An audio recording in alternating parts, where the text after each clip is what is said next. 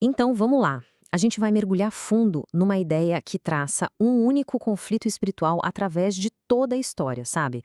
Desde as origens mais antigas até a forma super tecnológica que ele está tomando hoje.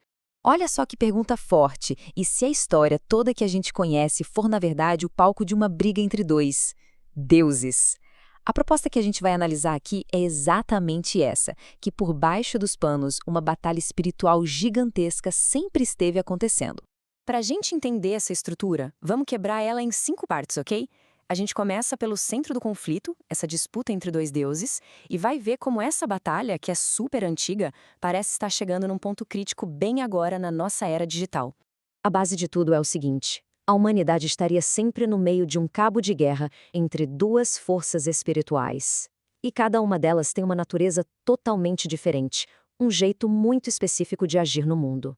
E aqui a gente vê essa divisão bem clara. De um lado, tem o que a Bíblia chama de o Deus deste século.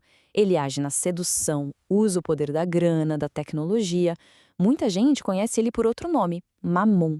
É o tal senhor da riqueza, sabe? Aquele que faz o coração das pessoas se desviar a ponto de usarem palavras sagradas não para buscar perdão, mas para pedir basicamente mais dinheiro, mais prosperidade. É uma cegueira. E do outro lado, o Deus verdadeiro, que vem para denunciar esse engano todo e mostrar a verdade. E olha, isso não é nenhuma teoria nova, viu? Tá lá nas escrituras, bem explícito. Essa passagem de João, por exemplo, diz que a mentira tem uma origem, um pai. Isso mostra que o que a gente está vendo aqui é uma verdade antiga que está sendo, digamos, redescoberta. Tá, mas como é que esse engano funciona na prática? A ideia aqui é que não são só uns incidentes isolados. Pelo contrário, é tipo uma linhagem, uma corrente de engano que vai se adaptando com o tempo, começando lá no comecinho de tudo. E aqui a gente vê o padrão se repetindo. Começa lá no Éden, com aquela promessa de conhecimento e autonomia sem Deus. Depois, no Sinai, a própria lei divina distorcida e vira uma ferramenta de controle, só aparência. E aí, no deserto, a coisa fica ainda mais clara. O povo começa a adorar o símbolo, a serpente de bronze, e esquece completamente o que ele representava. O disfarce muda, mas o truque é sempre o mesmo. O X da questão é esse, sabe? Não importa se é uma fruta, uma lei religiosa ou uma estátua, o método é sempre o mesmo: fazer a gente confundir a embalagem com o conteúdo, a aparência com a verdade. Ok, no meio dessa confusão toda, dessa mentira que não para de se reinventar, a história nos apresenta um ponto de virada. Uma referência, uma âncora para a gente conseguir separar o que é verdade do que é falso. A análise aqui usa um termo que parece complicado, eixo hermenêutico. Mas, na real, a ideia é simples. Pensa numa chave mestra que abre todas as portas. Jesus, nessa visão, é essa chave. Para entender o que é de Deus e o que é desse Deus da carne ao longo da história, é preciso olhar através dele. Ele é o padrão que desmascara todo o sistema de engano. E essa passagem aqui fecha a conta. Ele não diz que é um caminho entre vários. Ele diz que é o caminho, a verdade. Nessa perspectiva, ele não é só uma figura histórica, ele se torna a própria régua com a qual tudo o mais é medido. Qualquer sistema, qualquer ideia que se diga verdadeira tem que passar por esse crivo. E aí a gente aterrissa direto nos nossos dias. Porque, segundo essa linha de raciocínio, essa linhagem de engano não sumiu, não. Muito pelo contrário. Ela está chegando no seu auge, na sua forma mais sofisticada até hoje, um sistema tecnológico que engloba o planeta todo. Esse slide aqui é impressionante. Ele mostra o que a fonte chama de paralelismo invertido. Dá uma olhada na tabela.